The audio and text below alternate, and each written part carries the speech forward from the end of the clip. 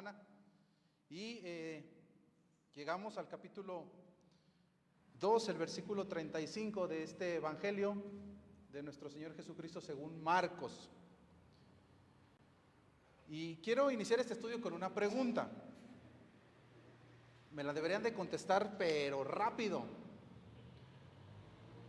¿Cuál es la pregunta más importante que podrían hacerte en toda tu vida?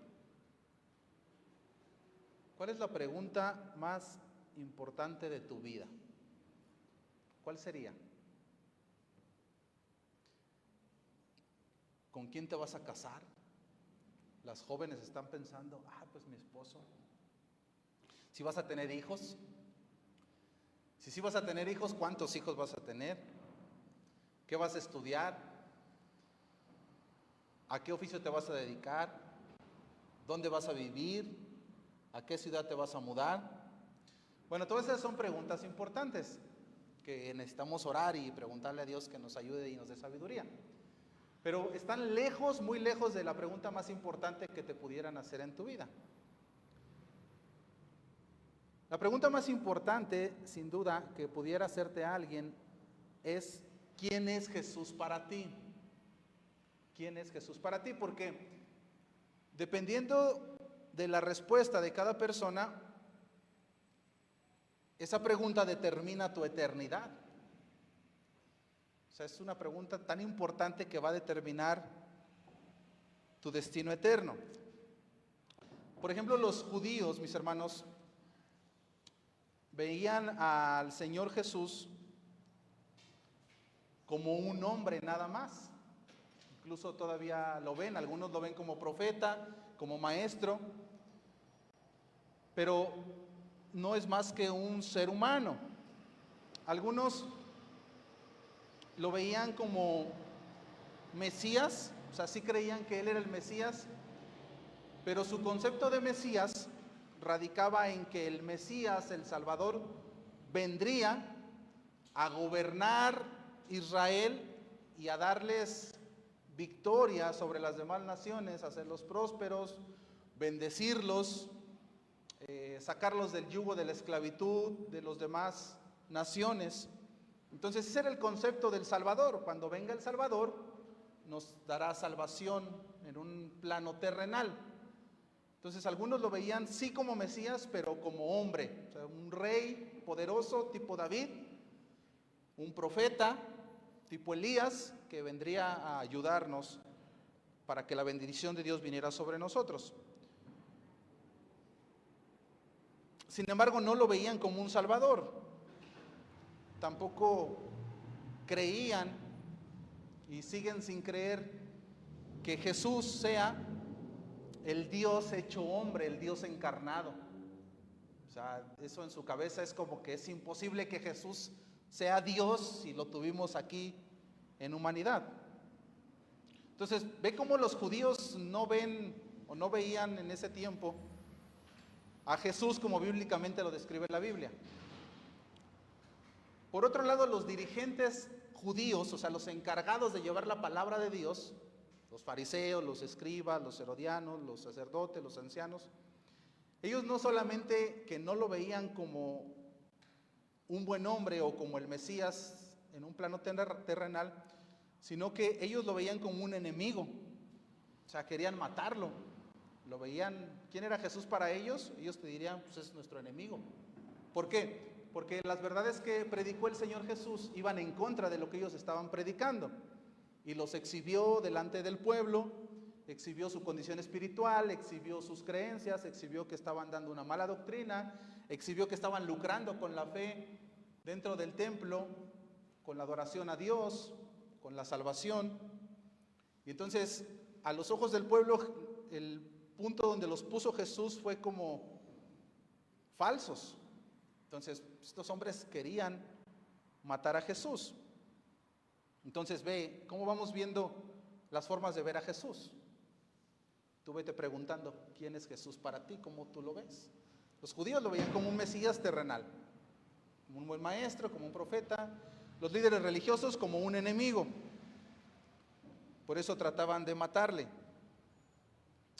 Y estas últimas semanas, en los estudios de los martes, hemos estado viendo cómo estos hombres buscaban destruirlo, buscaban atraparle. Empezaron a hacerle preguntas, cuestionamientos políticos, religiosos, teológicos. Llegaron y le preguntaron, ¿con qué autoridad haces esto? Luego le preguntaron si era lícito dar este impuesto al César. Le preguntaban acerca de si una mujer tuvo 7 esposos, ¿con cuál se va a quedar en la eternidad? Le preguntaban también, dinos cuál es el mayor mandamiento. Y todas estas preguntas, como ya vimos, tenían un trasfondo, que era lo que buscaban: matarlo, exhibirlo, hacerlo quedar mal delante de la multitud, que tenía muchos seguidores, y por otro lado lo querían acusar como una especie de revolucionario delante del gobierno romano, para decir, mira, él está en contra de Roma, mátenlo porque les quiere armar una revolución. Y esto es lo que ha estado pasando. Sin embargo, cada vez que le preguntaban al Señor Jesús algo, Él refutaba cada argumento, y cada respuesta del Señor Jesús los humillaba, a tal grado que la semana pasada el último versículo que leímos termina diciendo, y ya ninguno osaba preguntarle. O sea, ya dijeron, pues, ¿quién? Anímate tú a preguntarle, y se echaban la bolita unos a otros, pregúntale tú, ¿no? Mejor pregúntale tú. Pues es que le preguntamos todo y lo planeamos y estudiamos y de todas maneras no le encontramos. Entonces decidieron ya no preguntarle nada.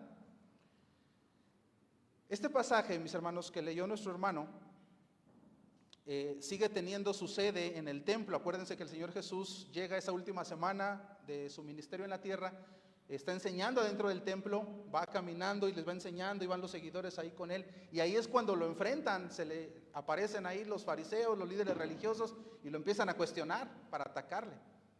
Y aquí es ya donde ya los deja callado, ya ninguno más osaba preguntarle. Y en el pasaje de hoy, mis hermanos, el Señor Jesús invierte los papeles. Ahora Él es el que va a hacer la pregunta, y Él nada más les va a hacer una sola pregunta, y tiene que ver con la identidad del Mesías. ¿Quién es para ustedes el Cristo? O sea, ¿quién es para ustedes el Mesías? ¿Quién es para ustedes Jesús? Y eso es lo que da el título al estudio de hoy. ¿Quién dices que soy?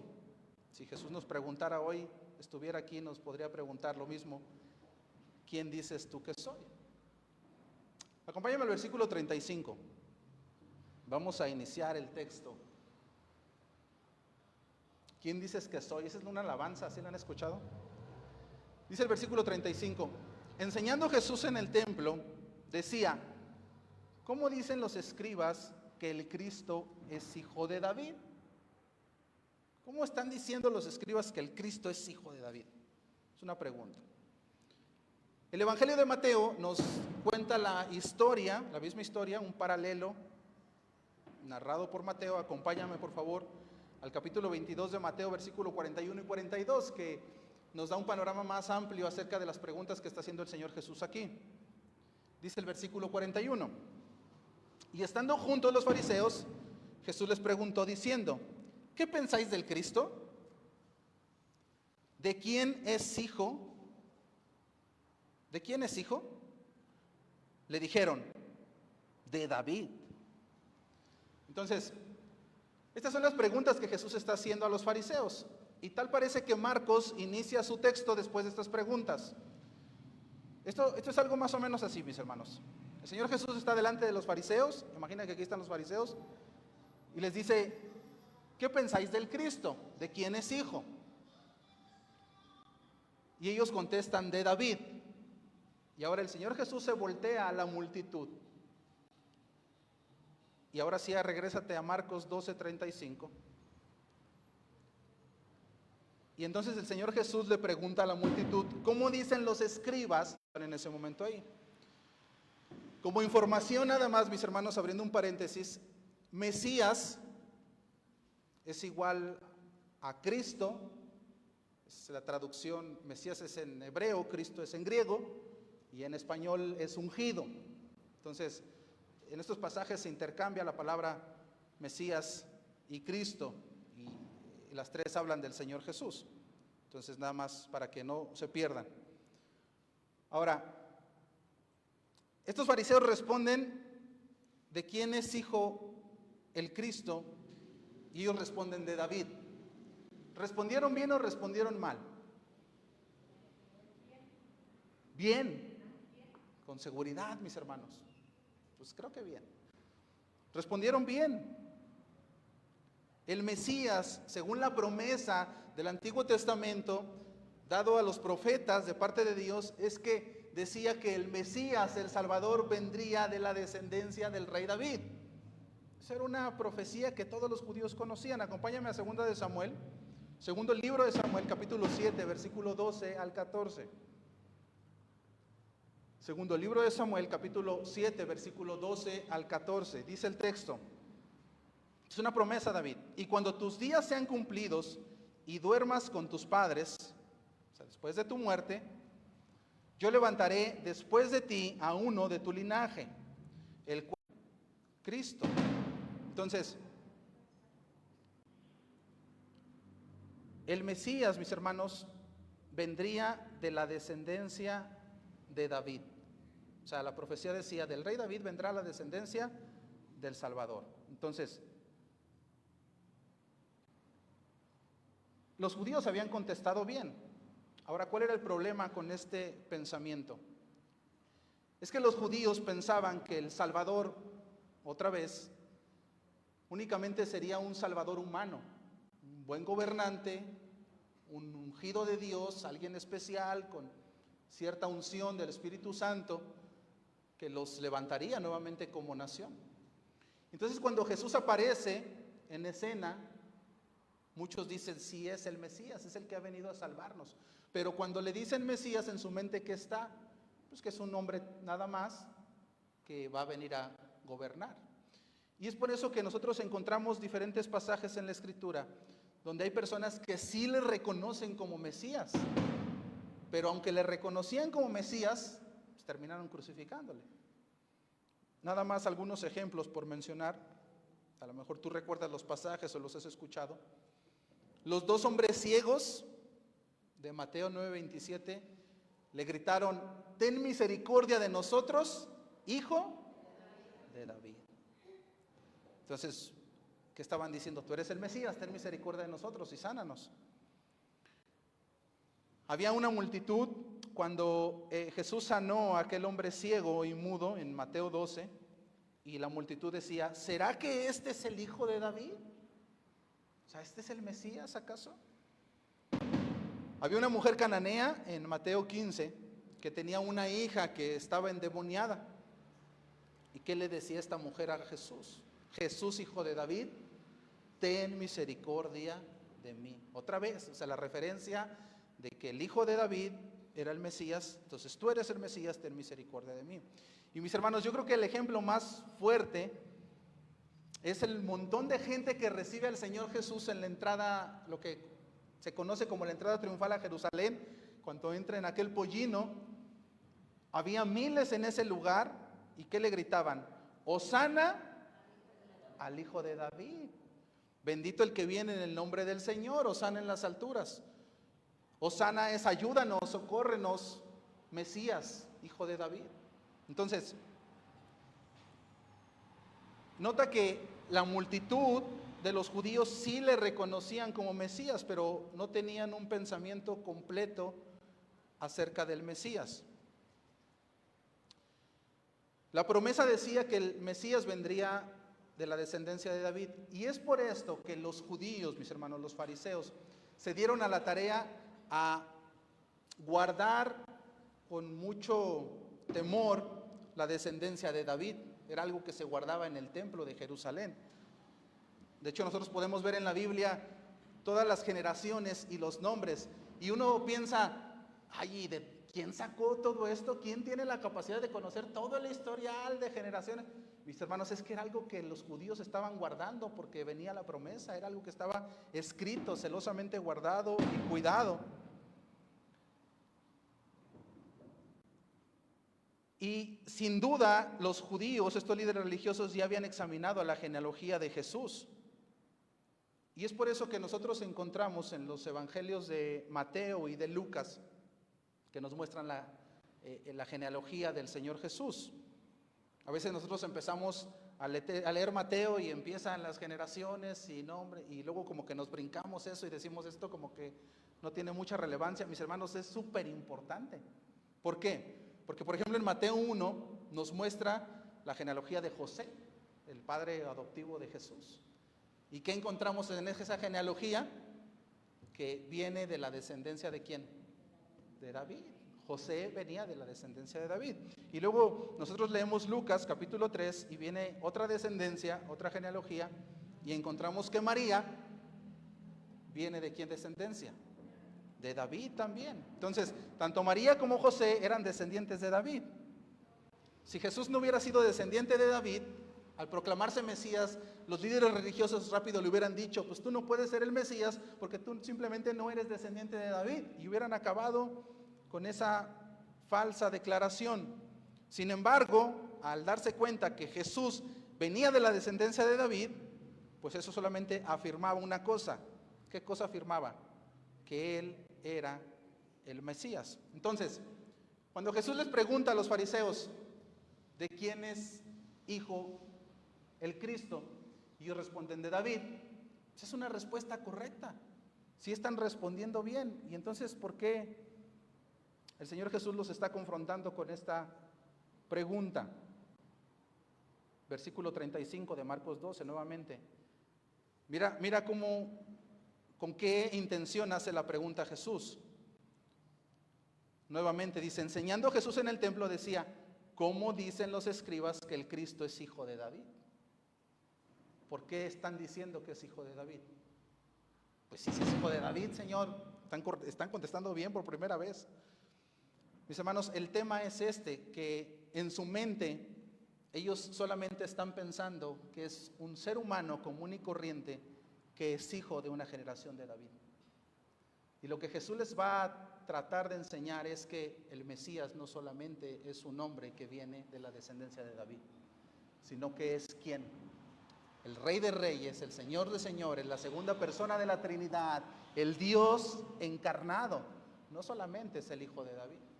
Y entonces el Señor Jesús, para mostrarles esto, pues empieza a predicar acerca del Salmo 110. Y quiero que veas cómo el Señor Jesús usaba la misma palabra para predicar. Hoy hay predicadores que yo creo son más buenillos que Jesús porque no usan la palabra para predicar. Predican de cualquier cosa menos de la Biblia. Acompáñame al Salmo 110, que es de donde el Señor Jesús toma la enseñanza que les está dando a los fariseos. Salmo 110, trae 7 versículos, los 7 hablan, esto se conoce como un salmo mesiánico. Voy a dar lectura hasta el versículo 5, dice la palabra de Dios. Jehová dijo a mi Señor, estas son palabras de David, siéntate a mi diestra hasta que ponga a tus enemigos por estrado de tus pies. Jehová enviará desde Sión la vara de tu poder, domina en medio de tus enemigos. Tu pueblo se te ofrecerá voluntariamente en el día de tu poder, en la hermosura de la santidad. Desde el seno de la aurora tienes tú el rocío de tu juventud. Juró Jehová que no se arrepentirá. Tú eres sacerdote para siempre según el orden de Melquisedec. El Señor está a tu diestra, quebrantará a los reyes en el día de su ira. Se me hace que sea.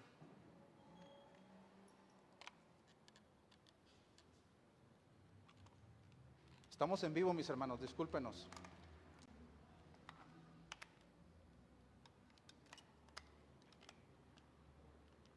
Gracias. Ahí está.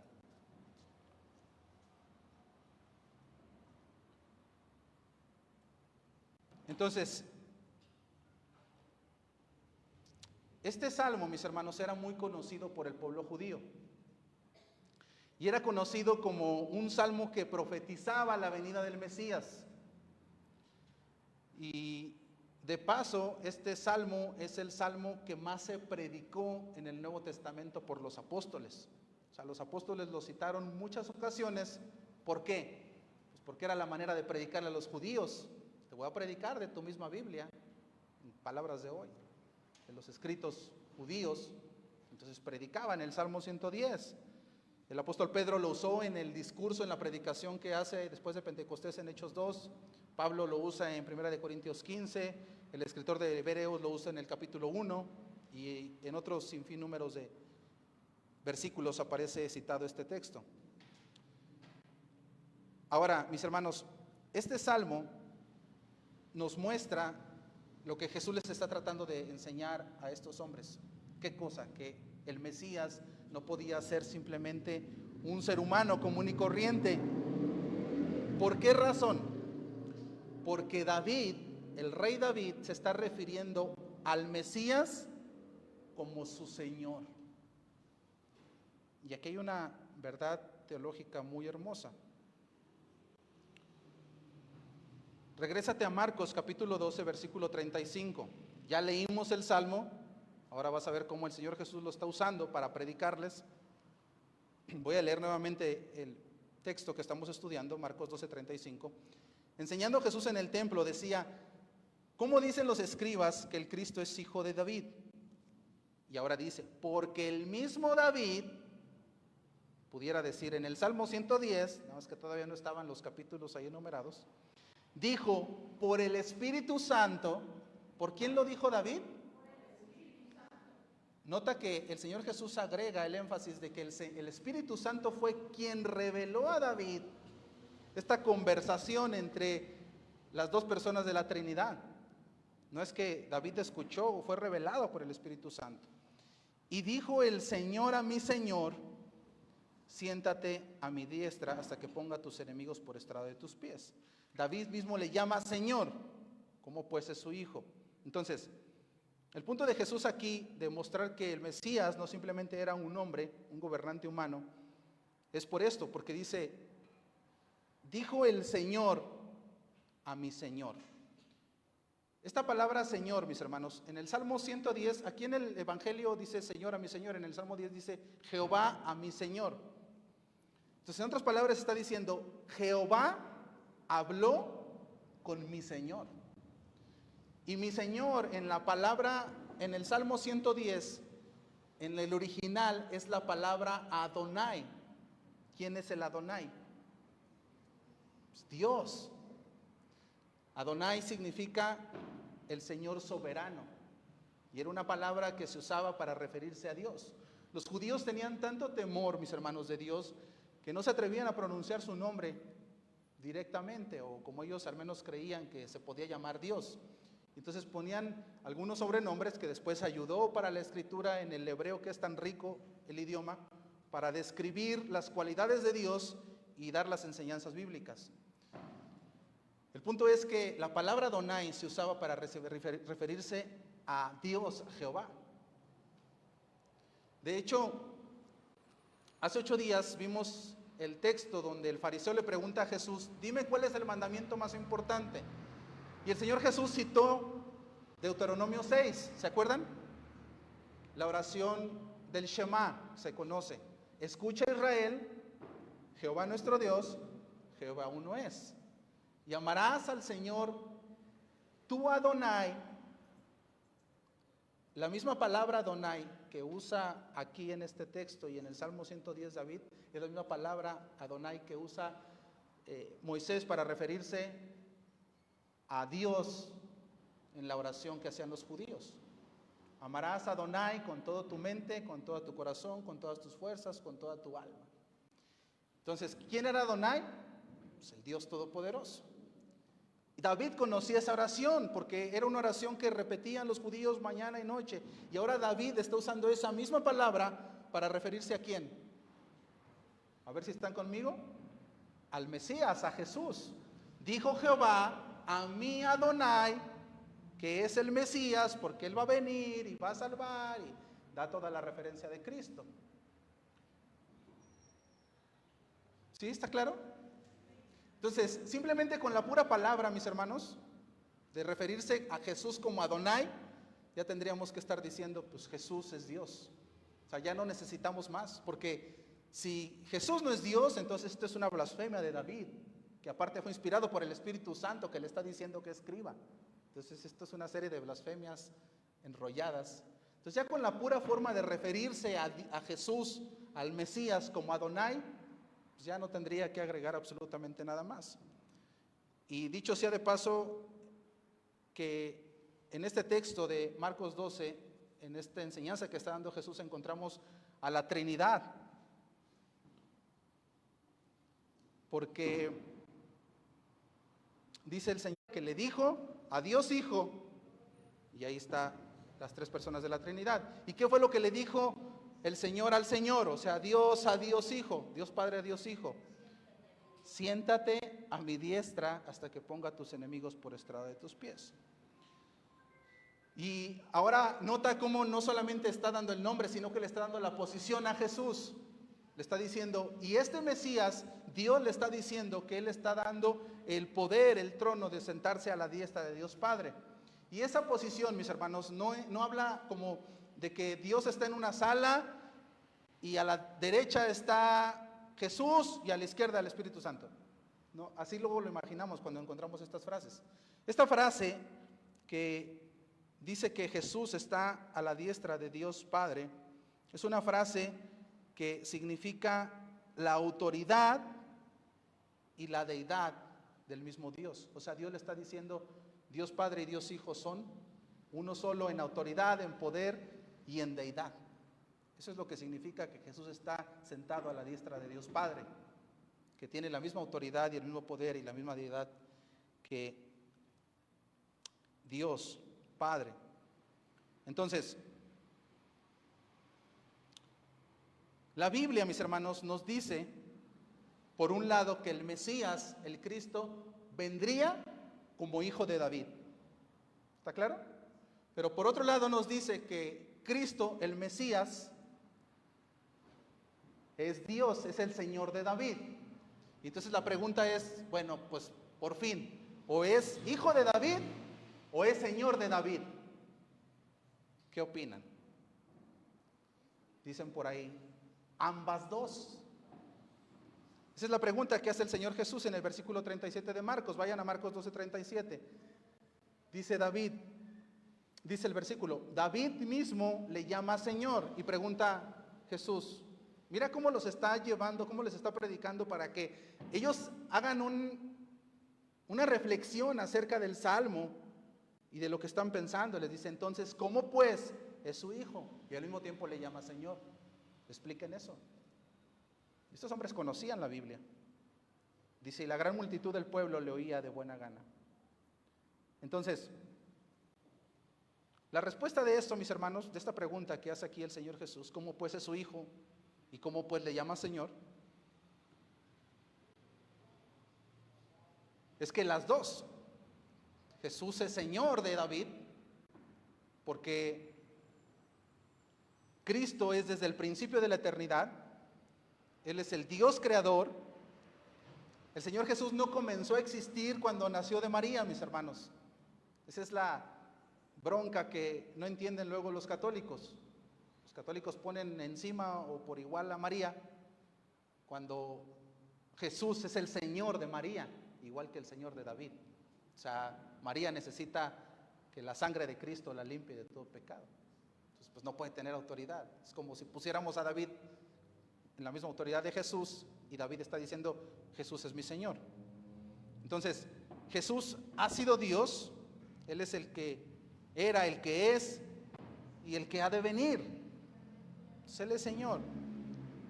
Pero al mismo tiempo, mis hermanos, Jesús tenía que nacer de la descendencia de un hombre, David, para que se cumpliera la palabra por medio de esa descendencia.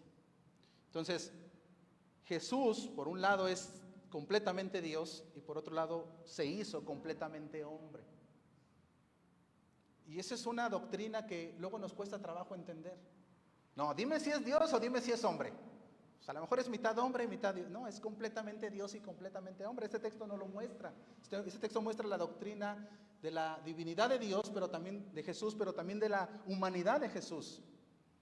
Y mis hermanos, qué bueno que no entendemos esto. Qué bueno, porque Dios es tan grande que es lógico que nuestras mentes finitas no alcancen a entender la grandeza de Dios. O sea, Dios se trata de revelar, pero es tanta la diferencia entre nosotros y Dios que hay muchas cosas que no entendemos de Dios, porque en nuestro sueño más loco, por llamarlo así, no podemos visualizar que una persona sea 100% hombre y 100% Dios. ¿Y eso cómo lo entiendo? Y ahí se andan peleando. Dios nos revela, Dios nos dice, yo así soy, no lo vas a entender. Tu razonamiento finito no alcanza a entender eso. No hay algo que podamos comparar o imaginar. Es como la Trinidad. Hay luego quien dice, es que la Trinidad es como el agua, el hielo y los estados del agua. Pues no es cierto. Dice Dios, no lo vas a alcanzar a entender. Dios es Dios y es la Trinidad también. Jehová nuestro Dios, Jehová uno es.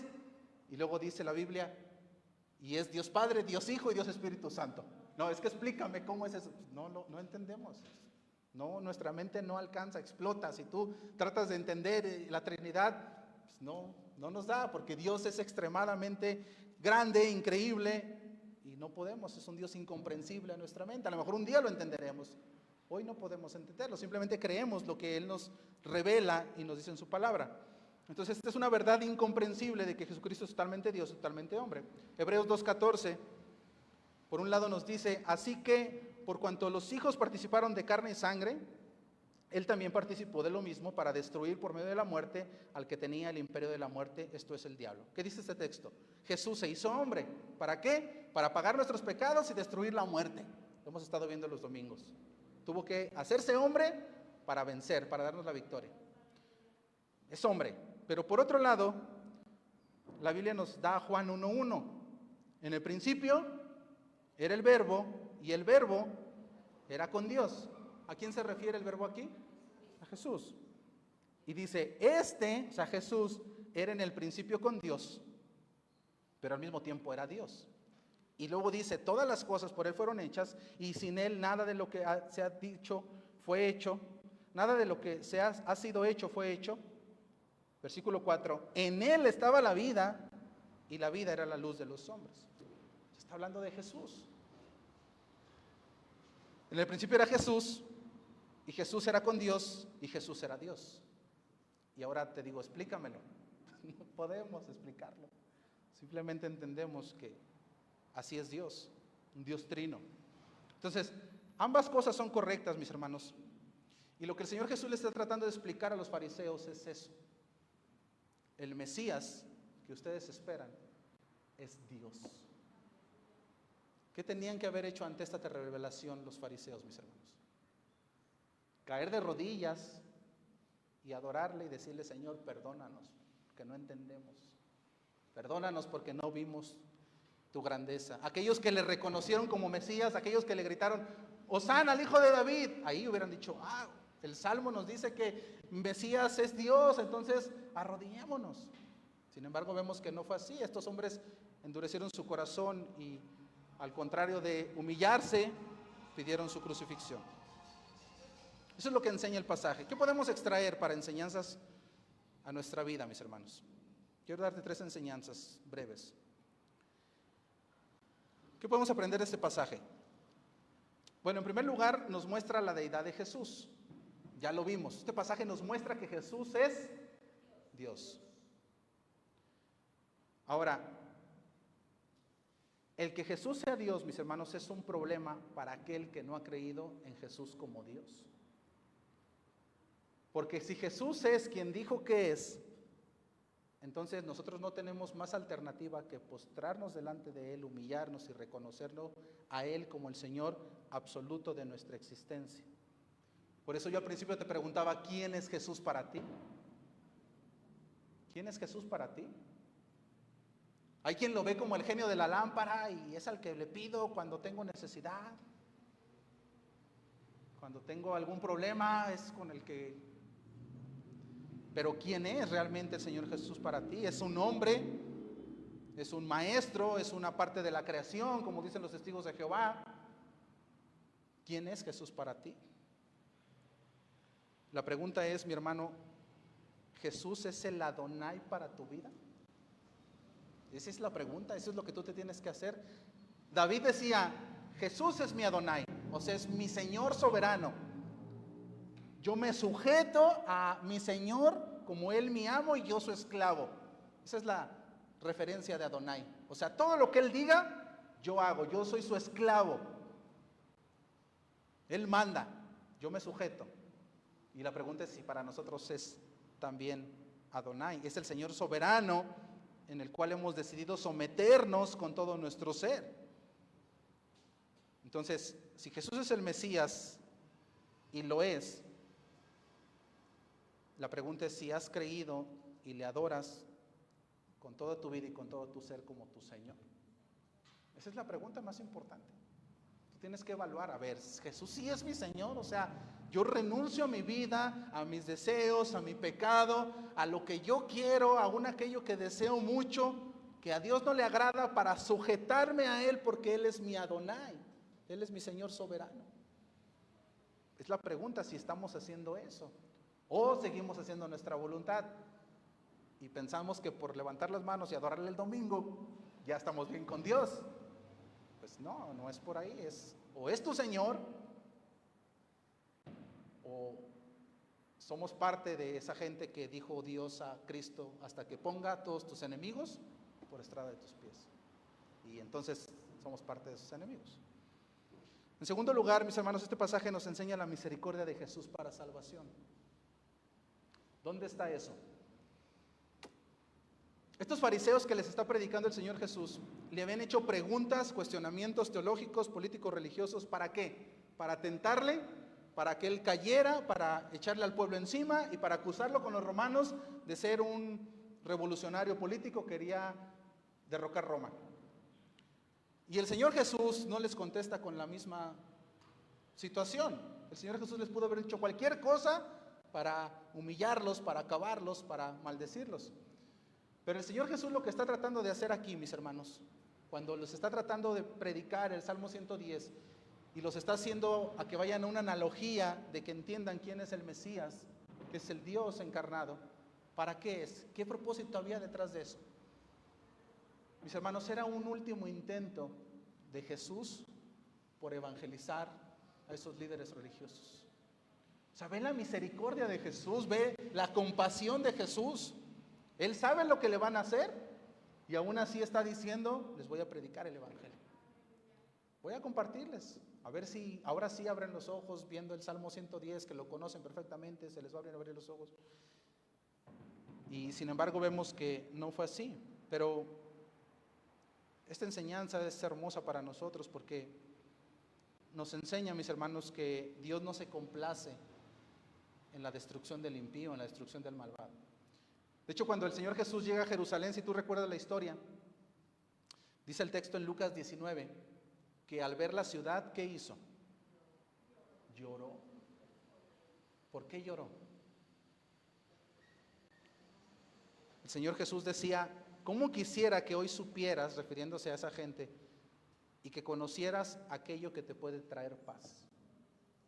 Sin embargo, tu corazón permanece cegado. ¿Sabe la compasión de Jesús? Él sabía que le iban a crucificar, él sabía que eso había venido y aún así llora porque sabe que van a ser destruidos. En Ezequiel capítulo 33, versículo 11, nos muestra esa compasión de Dios. Dice el texto: diles, vivo yo, dice Jehová, el Señor, que no quiero la muerte del impío.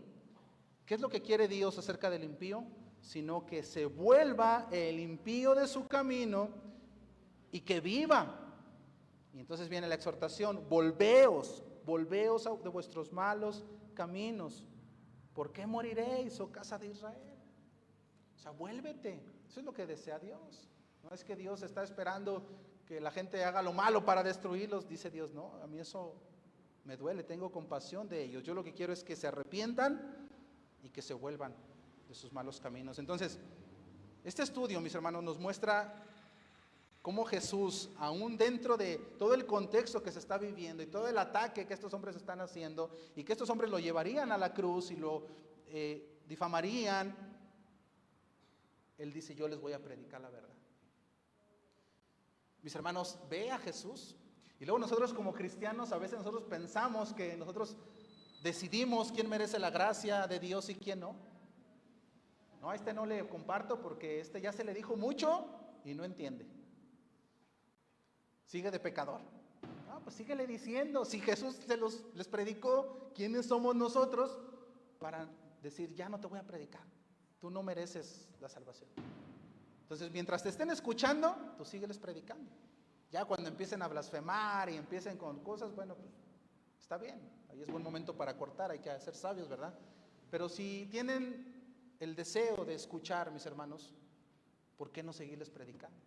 Aquí en la iglesia vienen muchos que no son cristianos, ¿sabían eso? Más de los que se imaginan. De hecho, la mayoría no son cristianos. ¿Cómo sabe eso? Pues dice la Biblia, pocos serán los escogidos. ¿Y eso qué quiere decir? Que por lo menos son menos del 50%. Para ser pocos, o sea, menos de los que no son. Y entonces, ¿qué vamos a decir? A ver, todos los que no han creído en Cristo, váyanse de la iglesia, porque no merecen estar escuchando el Evangelio. No, hay que ser compasivos como hace el Señor. Al contrario, mientras escuchen, es buen momento, es oportunidad. Que sigan escuchando, que sigan escuchando, que sigan escuchando la palabra de Dios. Ese es nuestro propósito. Jesús muestra esa compasión. Y finalmente, mis hermanos, este texto nos muestra la dureza del corazón de los fariseos. El Salmo 110 del Antiguo Testamento muestra la deidad del Mesías, la deidad de Cristo. Y los judíos conocían perfectamente este pasaje. El Señor Jesús se los predica por última vez. Y a pesar de eso, de esa invitación misericordiosa y compasiva de Jesús por arrepentirse, estos hombres siguieron endureciendo su corazón.